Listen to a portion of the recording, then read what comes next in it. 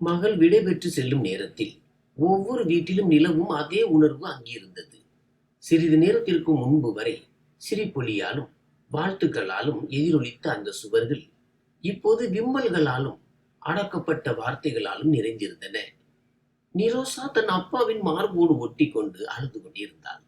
அவளது அப்பா தன் வாழ்நாள் சேமிப்பையும் தன் இதயத்தின் ஒரு பகுதியையும் இன்னொருவரிடம் ஒப்படைக்கும் போது தன் கண்ணீரை மறைக்க வீணாக முயற்சி செய்து கொண்டிருந்தார். சகோதரர்கள் ஒருபுறம் தன் சகோதரியின் விடைபெறுதலுக்காக நின்றிருந்தனர். அவர்களின் முகங்களில் துக்கமும் பெருமிதமும் கலந்த உணர்வு தெளிவாக தெரிந்தது. அதே நேரத்தில் நிரோசா காரில் ஏறுவதற்காக தன் காலடியை எடுத்து வைத்த போது முக்கிய நுழைவாயில் இருந்து திடீரென எழுந்த சலசலப்பு அந்த அமைதியான மற்றும் உணர்ச்சிகரமான சூழலை முழுமையாக உடைத்தது. அந்த அமளி மிகவும் திடீரெனவும் வேகமாகவும் அதிகரித்ததால் அங்கிருந்த அனைவரின் கவனமும் அங்கே திரும்பியது. குனிந்திருந்த தலைகள் நிமிர்ந்து நுழைவாயிலை நோக்கி திரும்பின. அங்கே பாதுகாப்பு காவலர்களோ அல்லது உடனடியாக தடுப்பவர்களோ யாரும் இல்லை. ஒரு மனிதருடன் மக்கள் மல்லு கட்டி கொண்டிருந்தனர். அவர் அந்த வீட்டு விருந்தினரும் அல்ல, அழைக்கப்படாத சீர்வரிசைக்காரரும் அல்ல. மாறாக மிகவும் மோசமான நிலையில் அழுக்கடைந்த ஆடைகளை அணிந்திருந்த ஒரு பிச்சைக்காரன் அவன். அவனுடைய தோற்றத்தை பார்த்தாலே அருவருப்பாக இருந்தது. அங்கங்கே கிழிந்த ஆடைகள், உடலில் படிந்திருந்த தடிமண்ணான அழுக்கு படிவம், கால்களில் உடைந்த ரப்பர் செருப்புகள், களைந்த தலைமுடி என அவனது வாழ்க்கை முற்றிலும் சிதைந்து போயிருந்தது. 2 பலசாலியான பாதுகாவலர் அவனது கைகளை பிடித்து பின்னோக்கி தள்ளிய போதும் அவன் முழு பலத்தோடும் திரட்டி உள்ளே நுழைய முயன்று கொண்டிருந்தான். அந்த பாதுகாவலர்கள் அவனை வசைபாடி கொண்டே, பைத்தியக்காரனே, பின்னால் போ, இங்கே திருமணம் நடப்பது உனக்கு தெரியவில்லையா? இது ஒன்றும் வேடிக்கை பார்க்கும் இடம் அல்ல, இங்கிருந்து ஓடிவிடு, இல்லை என்றால் உன்னுடைய எலும்புகளை உடைத்து விடுவோம் என்று கத்தினார்கள். ஆனால் அந்த பிச்சைக்காரன் எதனால் செய்யப்பட்டவன் என்று தெரியவில்லை. பாதுகாவலர்களின் அடிக்கும் தள்ளுமுள்ளுக்கும் இடையிலும் அவனை அங்கிருந்து நகர விடாமல் தடுத்த அந்த சக்தி எது என்று புரியவில்லை. அவன் மீண்டும் மீண்டும் வாசலுக்குள் எட்டி பார்க்க முயன்றான். என்னை தடுக்காதீர்கள், கடவுளுக்காக என்னை தடுக்காதீர்கள், என்னை உள்ளே போக விடுங்கள், நான் மணமகளை சந்திக்க வேண்டும், நான் பிச்சை கேட்க வரவில்லை, ஒரே ஒரு முறை மணமகளை பார்க்க வேண்டும் என்று ஒரே அடியாக பிடிவாதம் பிடித்தான். அவனது குரலில் இருந்த வலியும் தவிப்பும் கதறலும் திருமண இசை மற்றும் விருந்தினர்களின் ஆரவாரத்தையும் மீறி மக்களின் இதயங்களை நேரடியாக சென்றடைந்தது. தங்கள் அந்தஸ்து மற்றும் ஆடம்பர பெருமையில் நின்றிருந்த அந்த விலை உயர்ந்த ஆடை அணிந்த விருந்தினர்கள் இந்த காட்சியை கண்டு திகைத்து போனார்கள். நிரோசாவின் இந்த மாளிகையில் இப்படிப்பட்ட ஒரு நபர் இருப்பதே ஒரு கேள்விக்குறியானது. அவனது பார்வை பட்டாலே தாங்கள் தீட்டாகி விடுவோம் என்பது போல மக்கள் அருவருப்புடன் மூக்கை திருப்பினார்கள். அங்கு பலவிதமான பேச்சுகள் எழத் தொடங்கின. ஒரு பெரிய கலவரமே உருவானது. இக்காலத்து பிச்சைக்காரர்களுக்கு வெட்கமே இல்லை. சரியான நேரத்தை பார்த்து எங்கேயாவது வந்து விடுகிறார்கள். மானத்தை காப்பாற்றிக் கொள்ள அவர்களுக்கு பணம் கொடுங்கள் என்று சிலர் கூறினார்கள். இன்னும் சிலர் ஒரு விஐபி நிகழ்ச்சியில் இந்த நபர் எப்படி உள்ளே நுழைந்தார் என்று பாதுகாப்பு ஏற்பாடுகள் குறித்து கேள்வி எழுப்பினார்கள். இதற்கிடையில் நிரோசாவுக்கு எல்லாமே மங்கலாக தெரிந்தது. திடீரென இந்த பேச்சுக்களை கேட்டு அவள் திடுக்கிட்டாள். தன் கண்ணீரை துடைத்துக் கொண்டு கூட்டத்திற்கு பின்னால் இருந்து எட்டி பார்த்தாள். அவன் யார் என்றும் ஏன் தன் பெயரை சொல்கிறான் என்றும் அவளுக்கு புரியவில்லை. முன்பின் தெரியாத ஒரு பிச்சைக்காரன் தன்னை சந்திக்க ஏன் இவ்வளவு பிடிவாதம் பிடிக்கிறான்? அவளுடைய மனதில் ஒரு இனம் புரியாத பயம் குடிகொண்டது.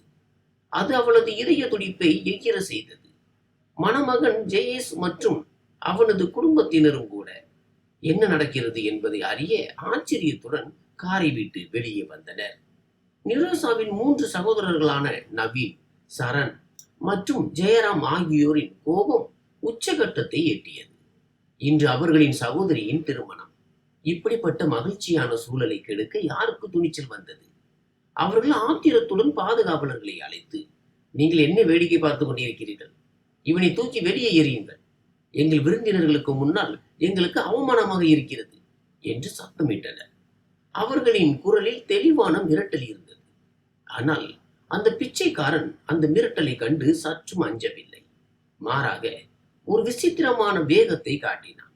யாராவது அவனை பிடிக்க முயன்ற போது அவனது குரல் ஒரு குழந்தையின் கதறலை போல வெடித்தது. அப்படி செய்யாதீர்கள் என்று கத்தினான். அவன் ஒரு நொடியில் தன்னை விடுவித்துக் கொண்டு நொண்டி நொண்டி உள்ளே ஓடினான்.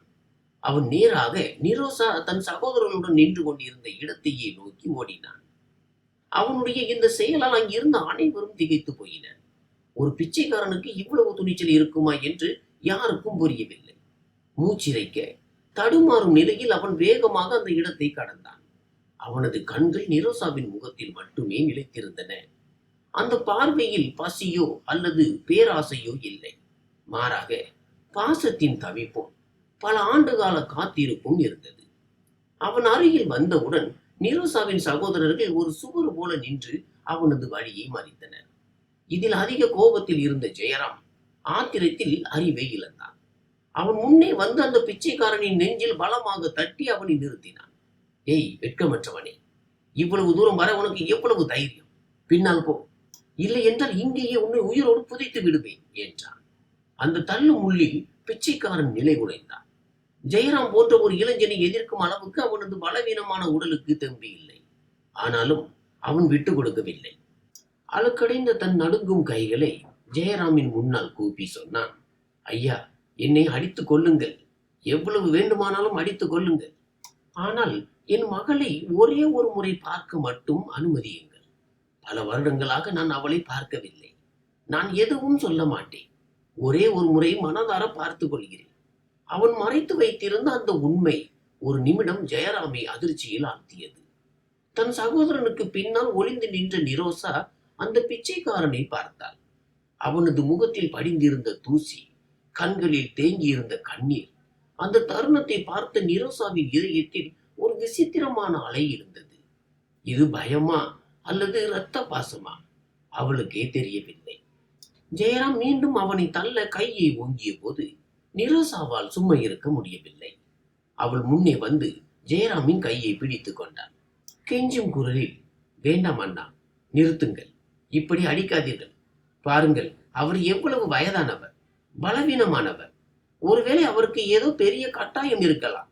அவரை விட்டு விடுங்கள் என்றார். நிரோசாவின் குரலில் இருந்த வலி ஜெயராமின் கையை காற்றிலேயே நிறுத்தியது. தன் செல்ல தங்கையின் பேச்சை அவனால் ஒருபோதும் தட்ட முடியாது. அதுவும் இன்று அவளது விடைபெறும் நாள். ஜெயராம் தன் கோபத்தை அடக்கிக் கொண்டு கையை இறக்கி வெறுப்புடன் ஒருபுறம் ஒதுங்கினான். வழி கிடைத்ததும் அந்த பிச்சைக்காரன் தனக்கு ஒரு புது வாழ்வு கிடைத்தது போல முன்னேறினான். நடுங்கும் காலடிகளுடன் நிரோசாவின் மிக அருகில் சென்றான். இப்போது இருவருக்கும் இடையில் ஒரு அடி தூரம் மட்டுமே இருந்தது. அவனது உடலில் இருந்து வீசிய வேர்வை மற்றும் அழுக்கின் நாற்றம் மணமகளின் விலை உயர்ந்த வாசனை திரவியத்தின் மனத்தையே மிஞ்சியது. சர்மிளா தன் மூக்கின் மேல் கைக்குட்டையை வைத்துக் கொண்டார். ஆனால் பிச்சைக்காரனுக்கு இதை பற்றி எல்லாம் எந்த உணர்வும் இல்லை.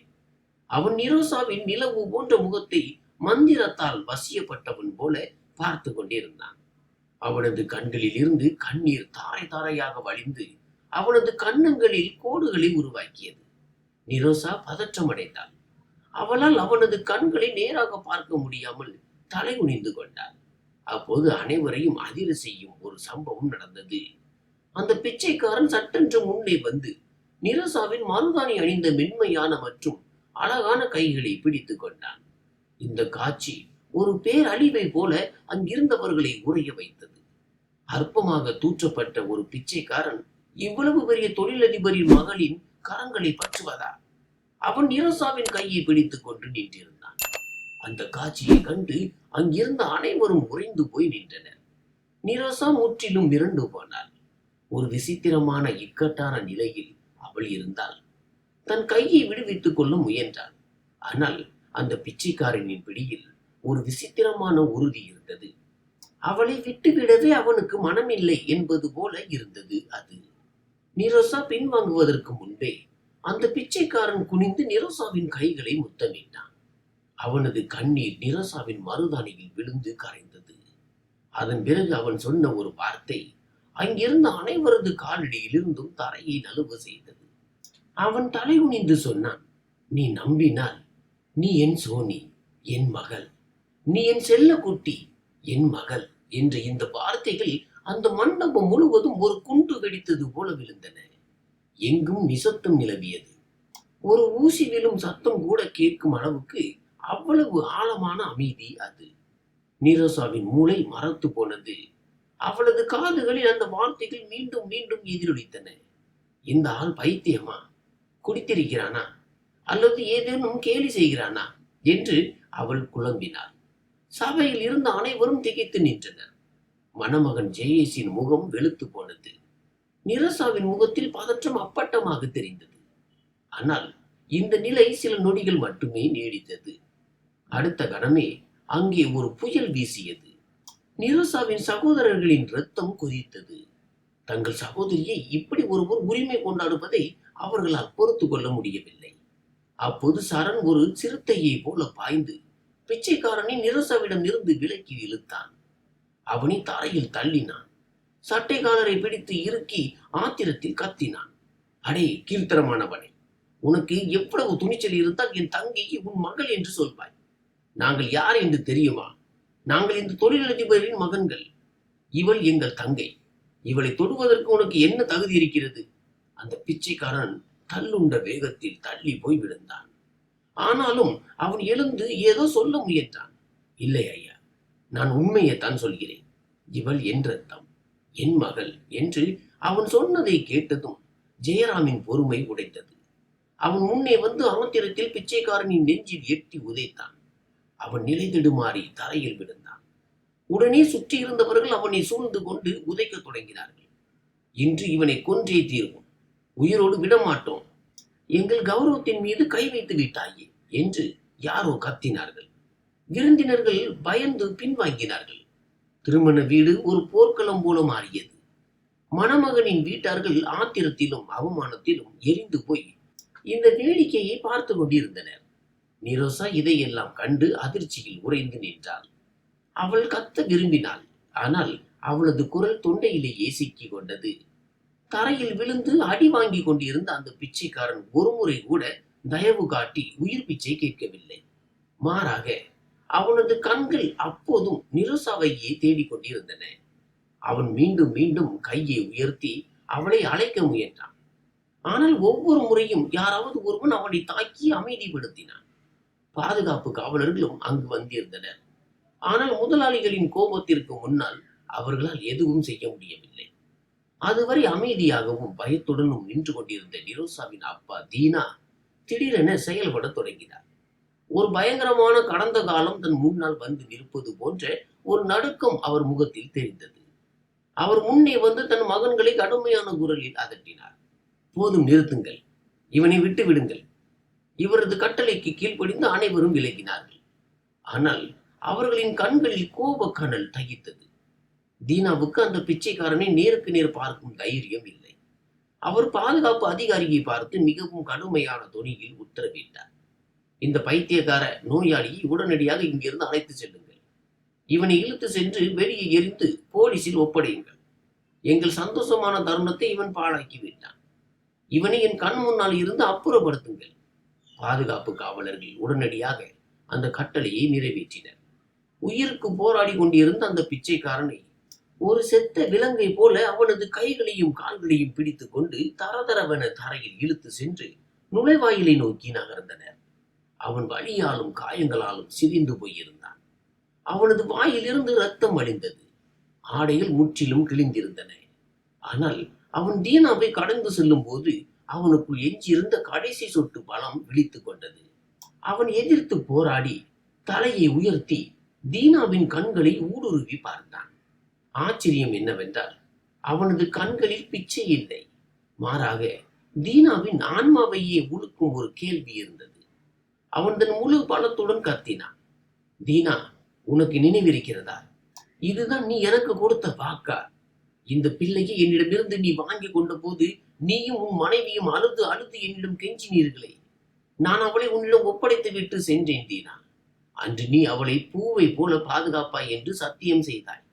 ஆனால் இன்று நீ அவளை ஒரு முறை பார்க்க கூட என்னை அனுமதிக்க மாட்டாயா? இன்று ஒரே ஒரு முறை அவளை மனதார பார்த்து கொள்ள விடு. அவனது குரல் அவ்வளவு உரத்ததாகவும் அழுத்தமாகவும் இருந்ததால் நுழைவாயிலின் கடைசி மூலை வரை கேட்டது. இதை கேட்டதும் திருமண ஊர்வலத்தில் மயான அமைதி நிலவியது. மக்கள் நின்ற இடத்திலேயே சிலையாக உறைந்து போனார்கள். இது வெறும் பிதற்றல் அல்ல, இதில் ஏதோ ஒரு பெரிய உண்மை ஒளிந்திருக்கிறது என்பது அனைவருக்கும் புரிந்தது. இப்போது எல்லோருடைய பார்வைகளும் ஒரு கேள்விக்குறியாக மாறி தீனாவின் முகத்தில் நிலைத்தன. இந்த பிச்சைக்காரனுக்கு தீனா சாரின் பெயர் எப்படி தெரியும்? அவன் எந்த வாக்குறுதியை பற்றி பேசுகிறான்? உண்மையாகவே தீனா சாருக்கு இந்த பிரச்சனைகளை தெரியுமா? மக்களிடையே எழுந்த இந்த கேள்விகள் மெதுவான முணுமுணுப்பில் இருந்து உரத்த பேச்சாக மாறின. மணமகன் ஜெயேசும் பதற்றமடைந்து முன்னே வந்து தீனாவிடம் ஏதோ கேட்க முயன்றான். அந்த சூழலில் பதற்றம் உச்சகட்டத்தை எட்டியிருந்தது. மறுபுறம் காவலர்கள் அந்த பிச்சைக்காரனை தரதரவென வாசலை நோக்கி இழுத்து சென்றனர். அவன் விடாமல் என் மகள், என் நிரோசா என்று கதறிக்கொண்டே இருந்தான். அவனது குரலில் ஒளிந்திருந்த வலி கல் நெஞ்சையும் கரைக்கக்கூடியதாக இருந்தது. நிரோசா திகைத்து நின்றாள். அந்த பிச்சைக்காரனின் கடைசி அலறல் அவளுக்குள் ஏதோ ஒன்றை உடைத்தது. அது இரத்த பாசமா, வெறும் மனித நேயமா, அல்லது இயற்கையின் ஏதோ ஒரு அறிகுறியா என்பது அவளுக்கே புரியவில்லை. திடீரென அவளது இதயம் பலமாக துடித்தது. காவலர்கள் அந்த மனிதனை வெளியே சாலையில் தூக்கி எறிவதற்கு முன்பே நிரோசா எல்லோரையும் அதிர வைக்கும்படி ஒரு சத்தமிட்டாள். நிறுத்துங்கள்! கனமான தன் திருமண உடையை சுமந்து கொண்டு அவள் ஓட்டமும் நடையுமாக பாதுகாவலர்களை நோக்கி சென்றாள். இவனை விட்டு விடுங்கள், நான் சொல்கிறேன், இவனை விட்டு விடுங்கள் என்று கத்தினாள். அவளது இந்த மாற்றத்தையும் உறுதியையும் முடிவையும் கண்டு அனைவரும் திகைத்து போயினர். மென்மையானவளாகவும் அமைதியானவளாகவும் அறியப்பட்ட அதே நிரோசாதானா இது என்று யாருக்கும் நம்பிக்கை வரவில்லை. ஒரு நொடியில் அந்த சூழலை உறைந்து போனது. அனைவரின் மூச்சும் நின்றது. இப்போது அடுத்து என்ன நடக்கப் போகிறது? அந்த நகரின் மிகவும் புகழ்பெற்ற மற்றும் விலை உயர்ந்த பகுதியில் அமைந்திருந்த அந்த பிரம்மாண்டமான மாளிகை அது. அதன் வியக்கத்தக்க அழகு, அந்தஸ்து மற்றும் அளவற்ற செல்வத்திற்காக அந்த நகரம் முழுவதும் அது பிரபலம். அந்த வீடு வெறும் செங்கல், கற்கள் மற்றும் சிமெண்டுகளால் ஆன கட்டிடம் மட்டுமல்ல, மாறாக அன்பு, பாசம் மற்றும் பிணைப்பு நிறைந்த ஒரு புகலிடம். அங்கே துக்கமும் துன்பமும் நுழைவது மிகவும் கடினம். அந்த வீட்டின் உரிமையாளர் தீனா நகரின் முன்னணி தொழிலதிபர்களில் ஒருவர். அவருடைய வணிகம் நம் நாட்டில் மட்டுமல்லாமல் வெளிநாடுகள் வரை பரவியிருந்தது. தீனாவின் குடும்பம் ஒரு முன்மாதிரியான குடும்பமாக இருந்தது. அதில் அவருடைய மனைவி சர்மிளா, 3 திறமையான மற்றும் அறிவார்ந்த மகன்களான நவீன், சரண் மற்றும் ஜெயராம், அத்தோடு மிக இளைய மற்றும் செல்ல மகளான நிரோசா ஆகியோர் இருந்தனர். ஜெயராம் மற்றும் சரணுக்கு திருமணமாகிவிட்டிருந்தது. அவர்களின் மனைவிகளும் அந்த வீட்டின் சூழலில் முழுமையாக ஒன்றி போயிருந்தனர். வீட்டின் சூழல் எவ்வளவு மகிழ்ச்சியாகவும் நெருக்கமாகவும் இருந்ததோ அந்த அளவுக்கு பார்ப்பவர்களுக்கு அது பிரம்மாண்டமாகவும் செல்வாக்கு மிக்கதாகவும் தோன்றியது. ஆனால் இவை அனைத்திற்கும் இடையில் அனைவரின் செல்ல பிள்ளையாக யாராவது இருந்தார்கள் என்றால் அது அந்த வீட்டின் கடைசி மகள் நிரோசா தான். நிரோசா அழகும் புன்னகையும் கொண்ட ஒரு தேவதையை போல இருந்தாள். அவளை பார்த்தால் இறைவனின் கைவண்ணம் நினைவுக்கு வரும். அவள் அந்த வீட்டின் இளவரசி. சிறு வயதில் இருந்தே அவளை ஒரு பூவை போல போற்றி வளர்த்தார்கள். 3 சகோதரர்களும் தங்கள் ஒரே தங்கையின் மீது உயிரையே வைத்திருந்தார்கள். அவளுக்கு சிறிய கஷ்டம் என்றாலும் முழு வீட்டையுமே தலைகீழாக மாற்றி விடுவார்கள். சகோதரர்களில் இளையவனான ஜெயராம் நிரோசாவை விட பெரியவன் என்றாலும் அவளுக்கு அவன் அண்ணனை விட ஒரு நல்ல நண்பனை போல இருந்தான். நிரோசாவின் ஒவ்வொரு பிடிவாதமும் ஒவ்வொரு விருப்பமும் அவள் சொல்வதற்கு முன்பே நிறைவேற்றப்படும். அவள் நகரின் சிறந்த கல்வி நிறுவனங்களில் உயர்கல்வி பெற்றிருந்தாள். பட்டம் பெற்ற பிறகு இப்போது வீட்டில் பெரியவர்களுக்கு உதவியாக இருந்தாள். அவளது ஆளுமையில் ஒரு தனித்துவமான நிதானமும் சமநிலையும் இருந்தது. அது அவளது வயதுடைய மற்ற பெண்களிடமிருந்து அவளை வேறுபடுத்தி காட்டியது. அளவற்ற செல்வம் மற்றும் பெரிய பெயரில் வளர்ந்த போதிலும் அவளது குணத்தில் சற்றும் அகந்தை இல்லை. வீட்டு வேலை செய்பவர்களிடமும் தன் குடும்பத்தினரை போலவே அன்புடனும் மரியாதையுடனும் நடந்து கொள்வாள். இதனால் தான் அவள் அனைவரது இதயங்களிலும் இடம் பிடித்திருந்தாள். காலம் அதன் வேகத்தில் கடந்து சென்றது. நிரோசாவின் வாழ்க்கையில் ஒரு புதிய பயணத்தை தொடங்கும் அந்த நேரமும் வந்தது. ஏனெனில் நகரின் மிகவும் செழிப்பான, புகழ்பெற்ற மற்றும் பழமை வாய்ந்த குடும்பத்தில் இருந்து அவளுக்கு திருமண வரன் வந்தது. மணமகன் ஜெயேஷ் தானும் ஒரு வெற்றிகரமான தொழிலதிபராக இருந்தான். அவனது குடும்பமும் எல்லா விதத்திலும் தீனாவின் தகுதிக்கு ஏற்ப இருந்தது. இரு குடும்பங்களுக்கும் இடையே நீண்ட கால அறிமுகமும் பரஸ்பர உறவும் இருந்ததால் வரனை உறுதி செய்ய அதிக நேரம் எடுக்கவில்லை. வீட்டில் நிரோசாவின் திருமண அறிவிப்பு வெளியான போது மகிழ்ச்சி வெள்ளம் கரை புரண்டது. தீனாவும் அவரது மகன்களும் தங்கள் செல்ல மகளின் திருமணத்தை நகரின் மறக்க முடியாத திருமணமாக்க வேண்டும் என்று முடிவு செய்தனர். திருமண தேதி முடிவானதும் நிரோசா வில்லாவில் ஏற்பாடுகள் விறுவிறுப்படைந்தன. எந்த ஒரு குறையும் இருந்துவிடக் கூடாது என்பதற்காக பல மாதங்களுக்கு முன்பே திருமண ஏற்பாடுகள் தொடங்கப்பட்டன. நிரோசாவிற்காக உலகின் சிறந்த வடிவமைப்பாளர்களால் அழகான ஆடைகள் தயார் செய்யப்பட்டன. அந்த இரவுக்காக சிறப்பு காலணிகள் ஆர்டர் செய்யப்பட்டன மற்றும் வீட்டை அலங்கரிக்க நிபுணர்கள் குழு அமைக்கப்பட்டது. ஒவ்வொரு நாளும் வீட்டில் திருவிழா போன்ற சூழல் நிலவியது. நிரோசாவின் அன்னிமார்களும் தோழிகளும் அவளை எப்போதும் சூழ்ந்திருந்தனர். மேலதாளங்களுடன் பாடப்படும் பாரம்பரிய பாடல்கள் வீட்டின் சூழலை மகிழ்ச்சியில் திளைக்க செய்தன. நவீன், சரண் மற்றும் ஜெயராம் ஆகியோர் தங்கள் சகோதரியின் திருமண ஏற்பாடுகளில் இரவு பகலாக ஈடுபட்டிருந்தனர். தங்கள் சகோதரி திருமணமாகி விடைபெற்று செல்லும் போது அவளது அந்தஸ்தையும் சிறப்பையும் கண்டு உலகமே வியக்க வேண்டும் என்று அவர்கள் விரும்பினார்கள். மருதாணி சடங்கிற்கு பிறகு கொண்டாட்டங்கள் பல நாட்களுக்கு தொடர்ந்தன. ஒவ்வொரு விழாவிலும் வண்ணங்கள், ஒளி மற்றும் நறுமணத்தின் வெள்ளம் கரை புரண்டோடியது. நிரோசாவின் கைகளில் வைக்கப்பட்ட மருதாணியின் நிறம் அவ்வளவு ஆழ்ந்து சிவந்திருந்தது.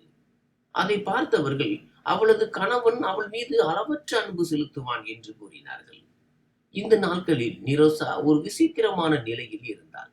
மகிழ்ச்சியும் இனம் புரியாத பயமும் கலந்த உணர்வுகள் அவளது முகத்தில் தெளிவாக தெரிந்தன. தன் பெற்றோரையும் சகோதரர்களையும் பிரிந்து செல்வதை நினைத்து அவள் அவ்வப்போது சோகமடைந்தாள். ஆனால் ஜெயசுடனான புதிய வாழ்க்கையை பற்றிய கனவுகள் அவளை புன்னகைக்க வைத்தன. சர்மிளா தன் மகளை பார்க்கும் போதெல்லாம் கண்கள் பனித்தன. அவர் எப்போதும் அவளுக்கு திருஷ்டி கழிப்பதும் தாராளமாக ஆசி வழங்குவதுமாக இருந்தார். இறுதியாக அனைவரும் ஆவலுடன் காத்திருந்த அந்த திருமண நாளும் வந்தது. அது நிரோசாவின் திருமண நாள். அந்த சுப நாளில் சூரியன் கூட நிரோசாவின் அழகை காண ஆவலாக இருப்பது போல் தோன்றியது. தீனாவின் வீடு புதிய ரோஜாக்கள், மல்லிகை மற்றும் முத்து போன்ற மலர்களால் அலங்கரிக்கப்பட்டிருந்தது.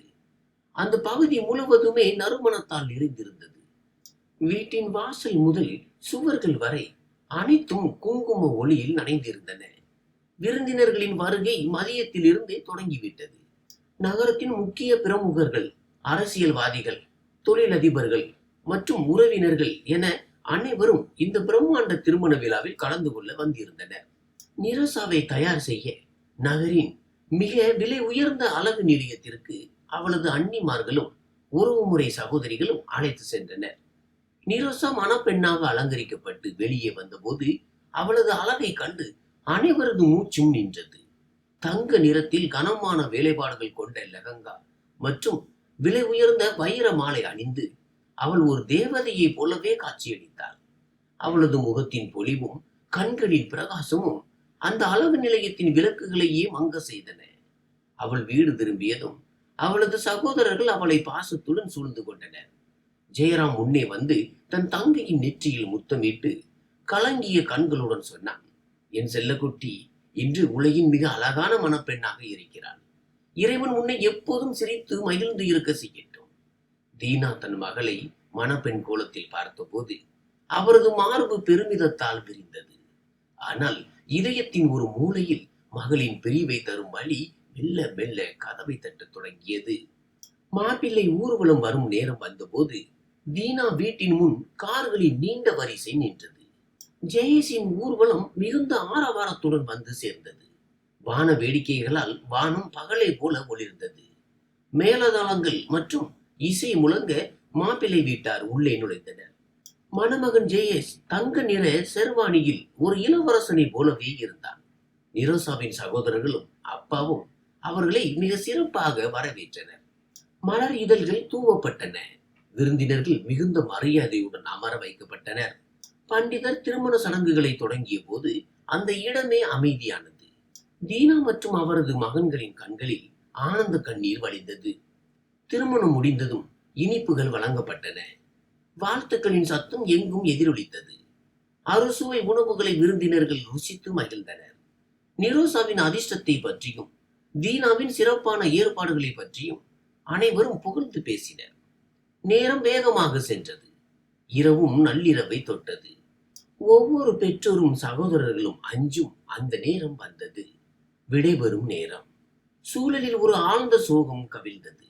அதுவரை இனிமையாக இருந்த நாதசுவரம் போன்ற இசை இப்போது சோகமாக ஒலிக்க தொடங்கியது.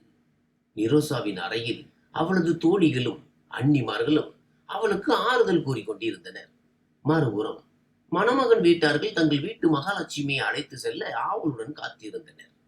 தீனாவும் அவரது 3 மகன்களும் வாசலில் நின்று விருந்தினர்களை வழி அனுப்பி வைத்தனர். ஆனால் அவர்களது கண்கள் மீண்டும் மீண்டும் உள்ளேயே தேடின. அங்கிருந்துதான் அவர்கள் உயிராக வளர்த்த தங்கை இப்போது நிரந்தரமாக இன்னொருவர் வீட்டிற்கு செல்ல போகிறாள். பாசத்திற்கு இலக்கணமாக திகழ்ந்த குடும்பம் இது. இரத்த பந்தங்களின் உறுதிக்கு முதலிடம் கொடுத்தவர்கள் இவர்கள். அடுத்த சில நிமிடங்களில் இந்த திருமண சூழலையே மாற்றிவிடக்கூடிய பல ஆண்டுகால ரகசியங்களை திரைவிளக்கக்கூடிய ஒரு சம்பவம் நடக்கப் போகிறது என்று அப்போது யாருமே நினைத்து பார்க்கவில்லை. தற்போது எல்லாமே சாதாரணமாகத்தான் இருந்தது.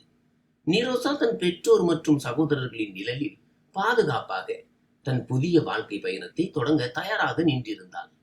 சுற்றிலும் மகிழ்ச்சி ஆரவாரம் ஒலித்துக் கொண்டிருந்தது. அனைவரும் விடைபெறும் சடங்கிற்காக முக்கிய நுழைவாயிலை நோக்கி நகர்ந்து கொண்டிருந்தனர். சகோதரர்கள் ஒரு சதுர வடிவிலான துணியை மேலாக பிடித்து தன் சகோதரியை கார் வரை அழைத்து செல்ல ஒரு பாதுகாப்பு வளையத்தை உருவாக்கினர். நிரோசா அழுது கொண்டே தன் அப்பாவை கட்டி அணைத்தாள். அங்கிருந்த ஒவ்வொரு கண்ணும் பணித்திருந்தது. ஆனால் அவள் காரை நெருங்குவதற்கு முன்பே வாசலில் ஒரு விசித்திரமான சலசலப்பு ஏற்பட்டு அனைவரையும் அதிர்ச்சிக்குள்ளாக்கியது. அந்த பிச்சைக்காரன் நிரோசாவை மகளே என்று அழைத்துக் கொண்டிருந்தான். இப்போது நிகழ்காலத்திற்கு திரும்புவோம். நிரோசாவின் கண்களில் ஒரு விசித்திரமான உறுதியும் அதே சமயம் இனம் புரியாத வலியும் தெரிந்தன. அவளது அந்த நிலை அங்கிருந்த ஒவ்வொருவரையும் அப்படியே சிலையாக உறைய வைத்தது. சற்று முன்பு வரை அந்த பிச்சைக்காரனை ஆதரவற்றவன் என்றும் வேண்டாதவன் என்றும் கருதி தரதரவென தரையில் இழுத்து வெளியே வீச தயாராக இருந்த பாதுகாவலர்கள் தங்கள் முதலாளி மகளின் குரலை கேட்டதும் அப்படியே நின்றனர். நிரோசாவின் குரலில் அத்தனை உறுதியும் கண்களில் அத்தனை ஆக்ரோஷமும் இருந்ததால் அவளது கட்டளையை மீற எவருக்கும் துணிச்சல் வரவில்லை.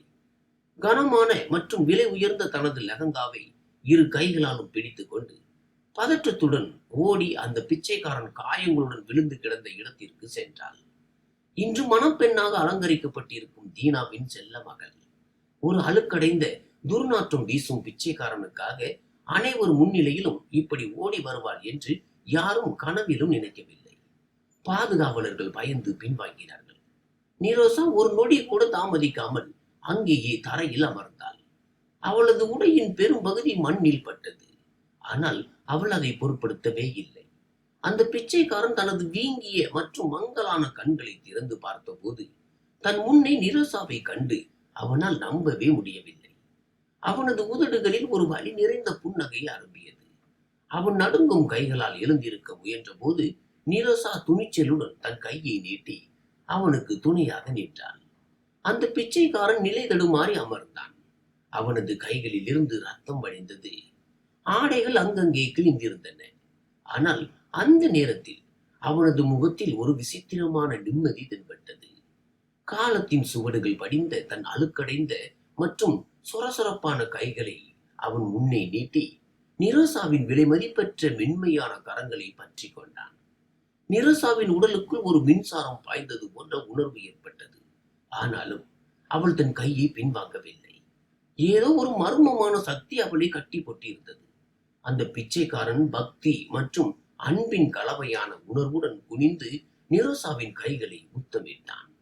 அவனது சூடான கண்ணீர் நிரோசாவின் உள்ளங்கைகளில் விழுந்து தெரித்தன. அவன் தன் கைகளை உயர்த்தி நிரோசாவின் நிலவு போன்ற முகத்தை தன் 2 கைகளாலும் ஏந்தி கொண்டான். பல ஆண்டுகால தாகத்தை தீர்த்து கொள்வது போல அவளது முகத்தையே உற்று பார்த்தான். அவனது குரல் அடைத்துக் கொண்டது. தொண்டையில் கண்ணீர் உருண்டையாக வந்து நின்றது. உளிந்த குரலில் அவன் சொன்னான், என் செல்லமே, நீ எவ்வளவு பெரியவளாகிவிட்டாய். கடவுளுக்கு நன்றி. இன்று நீ மணப்பெண்ணாகிவிட்டாய். பல வருடங்களாக உறக்கமில்லாத இரவுகளில் நான் கண்ட கனவுகளைப் போலவே இன்று நீ இருக்கிறாய். அவனது அந்த பேச்சில் பொங்கிய பாசமும் காதலும் அங்கிருந்த அனைவரின் இதயங்களையும் கரைய செய்தன. விம்மல்களுக்கு இடையே அவன் தொடர்ந்து பேசினான். இப்போது அமைதியாக இருக்க வேண்டும் என்ற பயம் அவனுக்கு இல்லை என்பது போல தெரிந்தது. இன்று என்னால் சும்மா இருக்க முடியவில்லை. 20 ஆண்டுகால பாரம் இதயத்தில் மிக கனமாகிவிட்டது. பொறுமையின் அணை உடைந்து விட்டது. உன் வாழ்க்கையின் நிழலில் கூட நான் வரமாட்டேன் என்றும், உன் மகிழ்ச்சியின் மீது ஒருபோதும் என் துரதிர்ஷ்டமான பார்வை விழவிடமாட்டேன் என்றும் நான் சபதம் செய்திருந்தேன். ஆனால் இன்று உனக்கு திருமணம் என்றும், நீ உன் புகுந்த வீட்டிற்கு செல்லப் போகிறாய் என்றும் செய்தியை அறிந்ததும் என் கால்களை என்னால் தடுத்து நிறுத்த முடியவில்லை. ஒரு கணத்தின் தவிப்பு என் கொள்கைகளையும் வாக்குறுதிகளையும் உடைத்து விட்டது. உன்னை மணப்பெண் கோலத்தில் தூரத்தில் இருந்து ஒரே ஒரு முறை பார்க்க வேண்டும் என்று மட்டுமே நினைத்தேன். கடவுளே சாட்சி மகளே, இந்த காவலர்கள் என்னை தடுக்காமல் இருந்திருந்தால், உன் சகோதரர்கள் என்னை அடிக்காமல் இருந்திருந்தால், நான் இருட்டில் தூர நின்று உன்னை மனதார பார்த்திருப்பேன். உன்னை ஆசீர்வதித்து விட்டு அங்கிருந்தே சத்தம் இல்லாமல் திரும்பி இருப்பேன். உன் பாவி தந்தை உன் திருமணத்தில் கலந்து கொண்டான் என்பது உனக்கு தெரிந்திருக்கவே தெரியாது. ஆனால் விதி வேறொன்றை தீர்மானித்திருந்தது. இப்போது என் பொறுமை அற்று போய்விட்டது. இதையெல்லாம் கேட்டு நிரோசா ஆச்சரியம், அதிர்ச்சி மற்றும் அவநம்பிக்கையான நிலையில் சிலையாய் அமர்ந்திருந்தாள். அவளது மனதில் ஆயிரக்கணக்கான கேள்விகள் புயலாய் எழுந்தன. இந்த மனிதன் என்ன சொல்லிக் கொண்டிருக்கிறான்? 20 ஆண்டுகால பாரம், சத்தியம் மற்றும் பாவம் அவனது ஒவ்வொரு வார்த்தையும் நிரோசாவின் இதயத்தில் கத்தியால் குத்துவது போல இருந்தது. தான் எதை உணர வேண்டும் என்று அவளுக்கு புரியவில்லை. பயமா அல்லது அன்பா? அவளது கண்களில் இருந்து இடைவிடாது கண்ணீர் வடிந்து அவளது மேக்கப்பை கலைத்துக் கொண்டிருந்தது. அதே தருணத்தில் அதுவரை அதிர்ச்சியில் உறைந்து நின்றிருந்த தீனாவும் அவரது மனைவி சர்மிளாவும் உணர்வு பெற்றனர். தீனாவின் முகத்தில் பயம் அப்பட்டமாக தெரிந்தது. அந்த பயங்கரமான ரகசியம் அம்பலமாகி விடுமோ என்ற அச்சத்தை அவரது முகத்தில் வாசிக்க முடிந்தது. அதை அவர் கோபத்தின் பின்னால் மறைக்க முயன்றார். அவரும் சர்மிளாவும் பதற்றத்துடன் முன்னே வந்தனர். தீனா முன்னேறி சென்று பிச்சைக்காரனின் கையை பலமாக பற்றி கொண்டு கடுமையான குரலில் சொன்னார், போதும், இந்த நாடகம் எல்லாம் இத்துடன் முடியட்டும். இங்கே வேடிக்கை காட்டாதே. ஒரு வார்த்தை பேசினால் ஜாக்கிரதை. இங்கிருந்து ஓடிவிடு.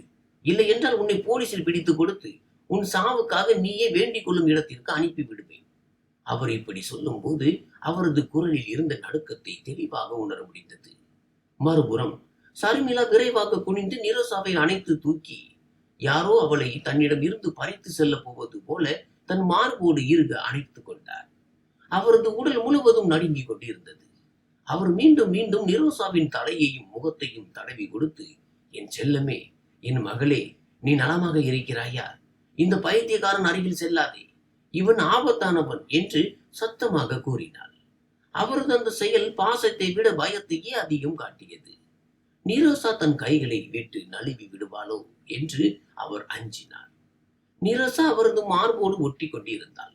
ஆனால் அவளது கண்கள் தரையில் அமர்ந்திருந்த அந்த பிச்சைக்காரன் மீதே நிலைத்திருந்தன. அவனது கண்களில் உண்மையின் பிரகாசம் தெரிந்தது. சூழலில் பதற்றம் உச்சகட்டத்தை எட்டியது. விருந்தினர்கள், மணமகன் வீட்டார் மற்றும் நிரோசாவின் புகுந்த வீட்டு உறவினர்கள் அனைவரும் திகைத்து நின்றனர். மகிழ்ச்சிக்கு இடையே ஏற்பட்ட இந்த சம்பவத்தால் அனைவரும் வாயடைத்து போயினர். ஒவ்வொருவர் மனதிலும் சந்தேகம் உழைக்க தொடங்கியது. நிரோசாவின் மாமனாரும் மணமகன் ஜெயேஷின் தந்தையும் நகரின் மதிப்புக்குரிய மனிதருமான அவர் தீனாவின் பழைய நண்பர். அவர் பொறுமை இழந்து தீவிரமான முகபாவனையுடன் முன்னே வந்து தீனாவின் தோளில் கை வைத்து கனத்த குரலில் கேட்டார், தீனா, என்ன நடக்கிறது இங்கே? என் மருமகளின் விடைபெறும் நேரத்தில் இதெல்லாம் என்ன கூத்து? இந்த பிச்சைக்காரன் யார்? அவன் என்ன சொல்லிக் கொண்டிருக்கிறான்? நீயும் அண்ணியும் ஏன் இவ்வளவு பதற்றமாக இருக்கிறீர்கள்? எங்களுக்கு ஏதேனும் சொல்லுங்கள். இப்போது நாம் சம்பந்திகள். இந்த தமாசுகளால் எங்கள் கௌரவத்திற்கு பாதிப்பு ஏற்படும். ஜெயேஷின் தந்தையின் இந்த கேள்வியை கேட்டதும் தீனாவின் நெற்றியில் வியர்வை துளிகள் அரும்பின. அவர் மிகவும் பதற்றமடைந்து தடுமாறும் குரலில் நிலைமையை சமாளிக்க வீணாக முயற்சி செய்தார். இல்லை இல்லை பிரகாஷ், அப்படியெல்லாம் ஒன்றுமில்லை. நீங்கள் கவலைப்படாதீர்கள். இவன் உண்மையில் ஒரு பைத்தியக்காரன், மனநோயாளி. சுப காரியங்கள் நடக்கும்போது இப்படி வந்து நாடகமாடி மக்களின் உணர்வுகளை தூண்டி பணம் பறிப்பது இவனுக்கு வழக்கம். தயவு செய்து நீங்கள் அனைவரும் கார்களில் ஏறுங்கள். இதெல்லாம் அர்த்தமற்ற உளறல். நான் இப்போதே இவனை வெளியேற்றுகிறேன். தீனாவின் இந்த பேச்சை கேட்டதும் அதுவரை தலை குனிந்து அவமானங்களை சகித்துக் கொண்டிருந்த அந்த பிச்சைக்காரன் திடீரென காயம்பட்ட சிங்கத்தை போல கர்ஜித்தான். நான் பைத்தியக்காரன் அல்ல. அவனது குரலில் அத்தனை வலிமையும் கண்ணீர் குரலும் இருந்ததால் தீனா கூட பயத்தில் ஒரு அடி பின்வாங்கினார். அவன் தன் மங்கலான கண்களால் தீனாவை பார்த்துவிட்டு பிறகு சபையை நோக்கி திரும்பி சொன்னான், நான் பைத்தியக்காரனும் அல்ல, உங்கள் பணத்திற்காக இங்கே வந்த பிச்சைக்காரனும் அல்ல. நான் ஒரு துரதிர்ஷ்டசாலி மற்றும் நிர்கதியான தந்தை. இப்படி சொல்லிக் கொண்டே அவன் தன் நடுக்கும் கையால் தன் தாயின் பிடியில் இருந்த நிரோசாவை சுட்டி காட்டினான். பிறகு அவன் சொன்ன அந்த உண்மை அங்கிருந்த ஒவ்வொருவரின் காலடியில் இருந்தும் தரையை நழுவ செய்தது. நீங்கள் யாரை தீனாவின் மகள் நிரோசா என்று நினைக்கிறீர்களோ அவள் என் ரத்தம், என் மகள். இன்று முதல் 20 ஆண்டுகளுக்கு முன்பு அவளுக்கு வெறும் 2 மாதங்கள் மட்டுமே ஆகியிருந்த போது நானே என் கைகளால் இவர்களிடம் அவளை ஒப்படைத்தேன். இதை கேட்டதும் திருமண ஊர்வலத்தில் மரண அமைதி நிலவியது. மூச்சு காற்று நின்று போனது. நிரோசாவின் சகோதரர்களின் தலை சுற்றியது. தீனா அதிர்ச்சியில் கல்லை போல உறைந்து நின்றார். சர்மிளாவின் பிடி நிரோசாவின் மேல் தளர்ந்தது. அந்த பிச்சைக்காரன் தொடர்ந்து சொன்னான், இன்று என் நிலையை பார்த்து நீங்கள் என்னை இகழ்கிறீர்கள். ஆனால் நான் எப்போதும் இப்படி இருந்ததில்லை. ஒரு காலத்தில் எனக்கும் ஒரு சிறிய மகிழ்ச்சியான உலகம் இருந்தது.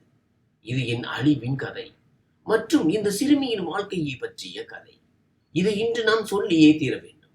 அவன் ஒரு பெருமூச்சு விட்டு கண்ணீரை துடைத்துக் கொண்டு தன் கதையை சொல்லத் தொடங்கினான். தான் எப்படி இந்த நிலைக்கு ஆளானேன் என்றும் நிரோசா எப்படி தீனாவின் அரண்மனைக்கு வந்து சேர்ந்தாள் என்றும் உலகம் அறிய வேண்டும் என்பதற்காக. பிச்சைக்காரனின் கண்களில் கடந்த காலத்தின் முழு திரைப்படமும் ஓடுவது போல இருந்தது. அவன் ஒரு ஆழமான குளிர்ந்த பெருமூச்சு விட்டான். அதில் பல ஆண்டுகளாக சோர்வு அடங்கியிருந்தது. பிறகு அவன் சபையை நோக்கி கனத்த மற்றும் வலி நிறைந்த குரலில் 20 ஆண்டுகளாக தன் முதுகை வளைக்க செய்த அந்த வாழ்க்கையின் ரகசியத்தை திரைவிளக்க தொடங்கினான். அவன் சொன்னான், இன்று என்னை எந்த நிலையில் பார்க்கிறீர்களோ, இந்த கிழிந்த பழைய ஆடைகள், இந்த சீர்குலைந்த உடல் மற்றும் பிச்சைக்காரனை போன்ற வாழ்க்கை, இது என் உண்மையான அடையாளம் கிடையாது. இன்று முதல் 20 ஆண்டுகளுக்கு முன்பு நானும் உங்களை போல ஒரு கௌரவமான மனிதனாகத்தான் இருந்தேன். என் பெயர் ஹரிதாஸ். நான் இந்த நகரத்தில் உள்ள ஒரு தொழிற்சாலையில் கடினமாக உழைத்து நேர்மையாக பிழைப்பு நடத்தி வந்தேன். என்னிடம் அதிக செல்வம் இல்லை, ஆனால் நிம்மதி என்னும் செல்வம் நிறைவாக இருந்தது. நான் என் மனைவியும் எங்களது சிறிய வீட்டில் மிகவும் மகிழ்ச்சியாக இருந்தோம். திருமணமாகி 5 ஆண்டுகளுக்கு பிறகு இறைவன் எங்களுக்கு குழந்தை பேற்றை வழங்கிய போது எங்கள் மகிழ்ச்சி இன்னும் அதிகரித்தது. அப்போதுதான் என் மகள் நிரோசா பிறந்தாள். அன்று என் வீட்டில் ஒரு திருவிழா போன்ற சூழல் நிலவியது. நான் இனிப்புகளை பகிர்ந்தளித்தேன். என் மகளை நன்றாக படிக்க வைத்து ஒரு பெரிய அதிகாரியாக்க வேண்டும் என்று கனவு கண்டேன். ஆனால் விதியின் எழுத்தை யாராலும் மாற்ற முடியாது என்பார்கள். நிரோசா பிறந்த நேரத்தில் என் மனைவியின் உடல்நிலை மிகவும் மோசமடைந்தது. நிலைமை எவ்வளவு கவலைக்கிடமானது என்றால் மருத்துவர்களே கையை விரித்து விட்டார்கள். அவளது உயிரை காப்பாற்ற என் சேமிப்பு முழுவதையும், வீட்டின் நகைகளையும், ஏன் அந்த சிறிய ஓட்டு வீட்டை கூட அடகு வைத்தேன். ஆனால் அவளோ என்னையும் இந்த பூ போன்ற பச்சிலம் குழந்தையும் தவிக்க விட்டு இந்த உலகை விட்டு பிரிந்து சென்றான். ஹரிதாஸின் குரல் தழுதழுத்தது. அவனது கண்களில் இருந்து கண்ணீர் வடிந்தது. நிரோசா விம்மியபடி அழுது கொண்டிருந்தாள். அவன் தன் கண்ணீரை துடைத்துக் கொண்டே தொடர்ந்து பேசினான். மனைவியின் மறைவுக்கு பிறகு என் மீது ஒரு பேரிடியே விழுந்தது போல இருந்தது. நான் முற்றிலும் தனிமரமாகி போனேன். என் மடியில் பசியால் கதறும் 2 மாத குழந்தை மட்டுமே இருந்தது. நான் வேலைக்கு செல்வதா அல்லது இந்த மழலையை பார்த்துக் கொள்வதா என்று எனக்கு புரியவில்லை. வேலைக்கு செல்ல முடியாததால் தொழிற்சாலையில் இருந்து நீக்கப்பட்டேன். வீட்டு வாடகை கொடுக்க முடியாததால் வீட்டு உரிமையாளர் எங்களை வெளியேற்றினார். நான் வீதிக்கு வந்தேன். என் குழந்தை பசியால் சோர்ந்து போய் அழும்போது என் இதயம் வெடித்து விடும் போல இருக்கும். பல இரவுகளை நாங்கள் நடைபாதையிலேயே கழித்தோம். தண்ணீரில் சிறிது சர்க்கரையை கலந்து அவளுக்கு புகட்டி வந்தேன். ஆனால் அது போதுமானதாக இல்லை. பிறகு ஒரு நாள் நிரோசாவின் உடல்நிலை மிகவும் மோசமடைந்தது. அவளுக்கு கடும் காய்ச்சல் ஏற்பட்டு மயக்க நிலைக்கு சென்றார். நான் அவளை அரசு மருத்துவமனைக்கு அழைத்து சென்ற போது, இந்த குழந்தைக்கு நல்ல உணவு, மருந்து மற்றும் ஒரு தாயை போன்ற அரவணைப்பு கிடைக்காவிட்டால் இவள் நாளை காலை சூரியனை பார்க்க மாட்டாள் என்று மருத்துவர் வெளிப்படையாக சொல்லிவிட்டார். இதை கேட்டதும் நான் பைத்தியம் பிடித்தவன் போலானேன். என் மகள் இறப்பதை என்னால் பார்த்து கொண்டிருக்க முடியவில்லை. நான் ஓடி சென்று ஒவ்வொரு கதவையும் தட்டினேன். ஆனால் யாரும் உதவவில்லை. அப்போதுதான் எனக்கு தீனாசாரின் நினைவு வந்தது. தீனாசார் மிகப்பெரிய செல்வந்தர் என்பது எனக்கு தெரியும். அவர்களுக்கு 3 மகன்கள் இருந்தனர். ஆனால் பெண் குழந்தை இல்லை. அவரது மனைவி சர்மிளா அடிக்கடி ஒரு பெண் குழந்தை வேண்டுமென ஆசைப்படுவதாக நான் கேள்விப்பட்டிருந்தேன். மழையில் நனைந்து தடுமாறி விழுந்து நள்ளிரவு நேரத்தில் தீனாசாரின் பங்களாவிற்கு சென்றேன். அங்கே தீனாசார் தலை குனிந்து நின்று கொண்டிருந்ததை கண்டேன். நான் முன்னே சென்று என் மகளை தீனாசார் மற்றும் அவரது மனைவி சர்மிளாவின் பாதங்களில் வைத்தேன். அவர்களின் கால்களில் விழுந்து கை கூப்பி கெஞ்சினேன். என் குழந்தையை காப்பாற்றுங்கள், இவளை ஏற்றுக்கொள்ளுங்கள், என்னால் கொடுக்க முடியாத வாழ்க்கையை இவளுக்கு கொடுங்கள் என்று கூறினேன். இது என் சொத்து, இவளை பூவை போல பார்த்துக் கொள்ளுங்கள் என்றேன். தீனாசார் மற்றும் அவரது மனைவி என் குழந்தையை தழுவி கொண்டனர். ஒரு மகள் கிடைத்துவிட்ட மகிழ்ச்சியில் அவர்களின் கண்களில் ஆனந்த கண்ணீர் வழிந்தது. பிறகு தீனாசார் என்னிடம் ஒரு சத்தியம் வாங்கினார். அவர் சொன்னார், ஹரிதாஸ், இந்த குழந்தை ஒரு இளவரசியை போல வளர்ந்து வாழ வேண்டும் என்று நீ விரும்பினால் நீ இவள் வாழ்க்கையில் இருந்து நிரந்தரமாக விலகிவிட வேண்டும் என்று வாக்குறுதி அளிக்க வேண்டும். நீ ஒருபோதும் திரும்பி வரக்கூடாது. உன் நிழல் கூட இவள் மேல் விழக்கூடாது. நான் ஒரு தொழிலாளியின் மகள் என்ற உணர்வு இவளுக்கு ஒருபோதும் வந்துவிடக் கூடாது. நான் ஒரு தந்தை. என் மகளின் வாழ்க்கைக்காக என் பாசத்தையே விலையாக கொடுத்து அந்த ஒப்பந்தத்தை செய்தேன். இதயத்தில் கல்லை வைத்துக் கொண்டு சம்மதித்தேன். கடைசி முறையாக என் குழந்தையின் நெற்றியில் முத்தமிட்டு விட்டு இந்த நகரத்தில் இருந்தும் அவள் வாழ்க்கையில் இருந்தும் நிரந்தரமாக வெளியேறினேன். நான் ஊர் ஊராக அலைந்து திரிந்தேன். வேலையை விட்டுவிட்டேன். என் மனநிலை முற்றிலும் சிதைந்து போனது. நான் ஒரு பிச்சைக்காரனானேன். ஆனால் நான் கொடுத்த வாக்கை காப்பாற்றினேன். 20 ஆண்டுகளாக நான் தவித்தேன். ஆனாலும் ஒருபோதும் தீனாசாரின் கதவை தட்டவில்லை. இன்று என் நிரோசாவிற்கு திருமணம். அவள் மணப்பெண்ணாகிறாள் என்று தெரிந்ததும் என்னால் சும்மா இருக்க முடியவில்லை. தூரத்தில் இருந்து ஒரே ஒரு முறை பார்த்து விடலாம் என்று நான் நினைத்தேன். நான் எந்த பிரச்சனையும் செய்ய விரும்பவில்லை. ஆனால் இதயத்தின் ஈர்ப்பு என்னை இங்கே இழுத்து வந்து விட்டது. என்னை தடுத்த போது என் பொறுமை உடைந்து விட்டது. ஹரிதாஸின் கதை முடிந்த போது அந்த திருமண பந்தலே சோகத்தில் மூழ்கியது. ஒவ்வொரு கண்ணும் பனித்திருந்தது. நிரோசா விம்மி விம்மி அழுது கொண்டிருந்தாள். அதுவரை அமைதியாக இருந்த தீனா திடீரென முன்னே வந்து ஹரிதாஸின் 2 கைகளையும் பற்றி முத்தமிட்டார். தீனாவின் கண்களில் இருந்து கண்ணீர் தாரை தாரையாக வடிந்தது. அவர் தழுதழுத்த குரலில் சொன்னார், இவன் உண்மையைத்தான் சொல்கிறான். கடவுள் சாட்சி, ஹரிதாஸ் சொல்வது 100க்கு 100 உண்மை. நிரோசா இவனுடைய மகள்தான். தன் குழந்தையையே தியாகம் செய்து என் மடியை நிரப்பிய தந்தை இவன்தான். தீனா நிரோசாவின் தலையில் கை வைத்து சபையை நோக்கி பேசினார். கடவுள் மீது ஆணையாக நிரோசாவை வளர்ப்பதில் நான் எந்த குறையும் வைக்கவில்லை. அவளை என் சொந்த மகளை விட அதிகமாக நேசித்தேன். அவளது ஒவ்வொரு சொட்டு கண்ணீருக்கும் என் உயிரையே விலையாக கொடுத்து பாதுகாத்தேன். ஆனால் இன்று நான் வெட்கப்படுகிறேன். நான் பயந்து விட்டேன். என் சொந்த வீட்டிலேயே நான் கைதியாகி போனேன். நிரோசாவிற்கு உண்மை தெரிந்தால் அவள் என்னிடமிருந்து பறிக்கப்பட்டு விடுவாளோ என்ற அச்சம் என்னை ஆட்கொண்டது. என் பாசம் என்னை பெரிய தவறு செய்ய தூண்டிவிட்டது. அந்த பயத்தால் தான் நான் ஹரிதாஸை நிராகரித்தேன். அவரிடம் மனிதாபிமானமற்ற முறையில் நடந்து கொண்டேன். அதற்காக நான் ஹரிதாஸிடமும் என் மனசாட்சியிடமும் மன்னிப்பு கேட்டுக்கொள்கிறேன். தீனா கைகூப்பி ஹரிதாஸிடம் கூறினார், ஹரிதாஸ், என்னை மன்னித்து விடு. பண திமிரில் நான் குருடனாகிவிட்டேன். இன்று நீ வென்று விட்டாய். நான் தோற்றுவிட்டேன். உன்னுடைய தியாகம் மிக பெரியது. இந்த உருக்கமான பேச்சுக்கு பிறகு அந்த இடத்தில் ஒரு விசித்திரமான அமைதி நிலவியது. அந்த அமைதி அனுதாபத்தால் வந்தது அல்ல, மாறாக கேள்விகளால் நிறைந்தது. விருந்தினர்களுக்கும் அங்கிருந்தவர்களுக்கும் இடையே சலசலப்பு தொடங்கியது. ஒருவருக்கொருவர் காதுகளில் முணுமுணுக்க தொடங்கினர். இது என்ன கொடுமை! அப்படியானால் நிரோசா ஒரு பிச்சைக்காரனின் மகளா? ஜெயசியின் குடும்பத்தினர் இப்போது அவளை ஏற்றுக்கொள்வார்களா? பாரம்பரியமான குடும்பங்கள் குலத்தையும் இரத்தத்தையும் பார்ப்பார்களே. இந்த உறவே ஒரு ஏமாற்று வேலையின் அடிப்படையில் அமைந்திருக்கிறது என்று சிலர் பேசினர். இன்னும் சிலர், ஜெயசின் குடும்பம் மிகவும் உயர்ந்தது, அவர்கள் ஒரு பிச்சைக்காரனின் மகளை எப்படி தங்கள் வீட்டு மருமகளாக ஆக்கிக் கொள்வார்கள் என்றனர். இந்த பேச்சுக்கள் நிரோசாவின் புகுந்த வீட்டினரின் காதுகளுக்கும் சென்றன. நிரோசாவின் அம்மா முகத்தில் கவலை அப்பட்டமாக தெரிந்தது. திருமணம் நின்று விடுமோ என்ற பயத்தில் நிரோசாவின் சகோதரர்களின் முகம் வெளுத்து போனது. நிரோசா பயந்து போய் ஹரிதாஸின் பாதங்களோடு ஒட்டி கொண்டாள். எல்லாம் முடிந்து விட்டது என்று அவள் எண்ணினாள் போலும். ஹரிதாசும் பயந்த மனதுடன் ஜெயேஷை பார்த்தார். ஆனால் அப்போது ஒரு கம்பீரமான குரல் அங்கே எதிரொலித்தது. அது ஜெயேஷின் தந்தை பிரகாஷின் குரல். அவர் முன்னே வந்து தீனாவின் தோளில் கை வைத்தார். அனைவரும் அமைதியாயினர். அவர் ஒருமுறை நிரோசாவையும் பிறகு ஹரிதாஸையும் பார்த்துவிட்டு உரத்த குரலில் சொன்னார், தீனா, ஹரிதாஸ், நீங்கள் இருவரும் கவலைப்படாதீர்கள். பிறகு அங்கிருந்த விருந்தினர்களை நோக்கி திரும்பி, நீங்கள் என்ன பேசிக் கொள்கிறீர்கள் என்பது என் காதுகளுக்கு விழுகிறது. ஆனால் நன்றாக கேட்டுக்கொள்ளுங்கள்.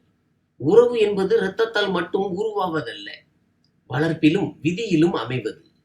நிரோசா தீனாவின் மகளாக இருந்தால் என்ன, அல்லது ஹரிதாஸின் மகளாக இருந்தால் என்ன, எனக்கு அதில் எந்த பாகுபாடும் இல்லை. நான் இந்த பிள்ளையை சிறு வயதில் இருந்தே பார்த்திருக்கிறேன். அவளது கண்ணியமும் நற்பண்புகளுமே அவளுக்கு சாட்சி. அவள் ஒரு சிறந்த குடும்பத்தில் வளர்க்கப்பட்டிருக்கிறாள். மிகுந்த பாசத்துடன் வளர்க்கப்பட்ட நிரோசாவை பெற்றெடுத்த ஹரிதாஸ் ஒரு மாபெரும் தியாகத்தை செய்திருக்கிறார். இவள் 2 தந்தைமார்களை கொண்ட இரட்டிப்பு பெருமைக்குரிய மகள். இவ்வாறு கூறியபடி பிரகாஷ் முன்னே சென்று நிரோசாவின் தலையில் பாசத்துடன் கை வைத்து சொன்னார், இன்று முதல் நிரோசா தீனா அல்லது ஹரிதாஸின் மகள் மட்டுமல்ல, பிரகாஷின் மகளும் கூட. இவள் என் வீட்டு கௌரவம், என் மகனின் மனைவி.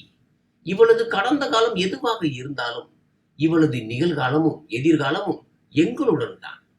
ஹரிதாஸ் போன்ற தியாகமிக்க தந்தையின் ரத்தமும் தீனா போன்ற பாசமிக்க தந்தையின் வளர்ப்பும் கொண்ட ஒரு மருமகளை என் வீட்டிற்கு அழைத்து செல்வதில் நான் பெருமைப்படுகிறேன். பிரகாஷின் இந்த பேச்சு அனைவரையும் வாயடைக்க செய்தது. மணமகன் ஜெயேசு முன்னே வந்து ஹரிதாஸின் கைகளை பற்றி கொண்டு சொன்னான், மாமா, நீங்கள் பெருமைப்பட வேண்டும். உங்கள் தியாகம் வீண் போகவில்லை. ஒரு இளவரசிக்கு கிடைக்க வேண்டிய அதே மரியாதையை நான் நிரோசாவிற்கு தருவேன் என்று வாக்குறுதி அளிக்கிறேன். இதை கேட்டதும் நிரோசாவின் உணர்ச்சிகள் கரை புரண்டன. அவள் அழுது கொண்டே எழுந்து தன் அப்பா ஹரிதாஸை கட்டியணைத்துக் கொண்டாள். அப்பா மகள் இடையேயான அந்த சந்திப்பு அங்கிருந்த ஒவ்வொருவரையும் கண்ணீர் சிந்த வைத்தது. ஹரிதாஸ் நிரோசாவின் நெற்றியில் முத்தமிட்டு சொன்னார், என் மகளே, இன்று என் தவம் முற்று பெற்று விட்டது. நிரோசா ஹரிதாஸின் கைகளை பிடித்துக் கொண்டு சொன்னாள், இல்லை அப்பா, இனி நீங்கள் எங்கும் செல்ல போவதில்லை. போதும், நீங்கள் நிறைய கஷ்டப்பட்டு விட்டீர்கள். இனி நீங்கள் என்னுடனேயே இருப்பீர்கள், அல்லது இந்த வீட்டிலேயே நான் உங்களை தினமும் பார்க்கும் தூரத்தில் இருப்பீர்கள். உங்களை மீண்டும் இழக்கும் துணிச்சல் எனக்கு இல்லை. அப்போது சர்மிளாவும் தீனாவும் முன்னே வந்து நிரோசாவின் கைகளை பற்றி கொண்டனர். சர்மிளா அழுது கொண்டே சொன்னார், எங்களை மன்னித்து விடு மகளே, உன்னிடம் இந்த உண்மையை மறைத்து விட்டோம். ஆனால் எங்கள் நோக்கம் உனது நலன் மட்டுமே. உண்மை தெரிந்தால் நீ உடைந்து போவாய் என்று நாங்கள் பயந்தோம். நிரோசா தன் அம்மாவை கட்டி அணைத்துக் கொண்டு சொன்னாள், அம்மா, உங்கள் மேல் எனக்கு எந்த குறையும் இல்லை. என்னை ஒரு தாயாக இருந்து வளர்த்தீர்கள். இவ்வளவு பேர் என் மேல் அன்பு செலுத்துவதை எண்ணி நான் மகிழ்ச்சி தான் அடைகிறேன். பிறகு தீனா ஹரிதாஸை அணைத்துக் கொண்டு ஒரு அறிவிப்பை வெளியிட்டார். இன்று முதல் ஹரிதாஸ் என் சகோதரன். அவன் எங்களுடனேயே இருப்பான். இந்த வீட்டின் கதவுகள் அவனுக்காக எப்போதும் திறந்திருக்கும். அங்கிருந்தவர்களிடையே மகிழ்ச்சியும் நிம்மதியும் பரவியது. சிறிது நேரம் அமைதியாக இருந்த மேளதாளங்கள் மீண்டும் முழங்கின. அந்த சூழலே மாறியிருந்தது. இப்போது சோகத்திற்கு பதிலாக ஒருவித ஆன்மீக மகிழ்ச்சி நிறைந்திருந்தது. நிரோசாவை வழி அனுப்ப ஆசி வழங்கப்பட்டது. ஒரு பக்கம் வளர்த்த தந்தை தீனா, மறுபக்கம் பெற்ற தந்தை ஹரிதாஸ் என 2 தந்தையர்களும் தன் மகளை புகுந்த வீட்டிற்கு அழைத்து சென்றனர். இந்த காட்சி பார்ப்பவர்கள் எவராலும் மறக்க முடியாத ஒன்றாக அமைந்தது. நிரோசா காரில் ஏறும்போது கடைசி முறையாக திரும்பி தனது 2 தந்தையர்களையும் பார்த்தாள். அவளது கண்களில் கண்ணீர் இருந்தாலும் உதடுகளில் புன்னகை பூத்திருந்தது. ஹரிதாஸ் தனது நடுங்கும் கையை உயர்த்தி, "போய் வா மகளே, உன் முகம் எப்போதும் இதே போல பிரகாசமாக இருக்கட்டும்" என்று ஆசீர்வதித்தார்.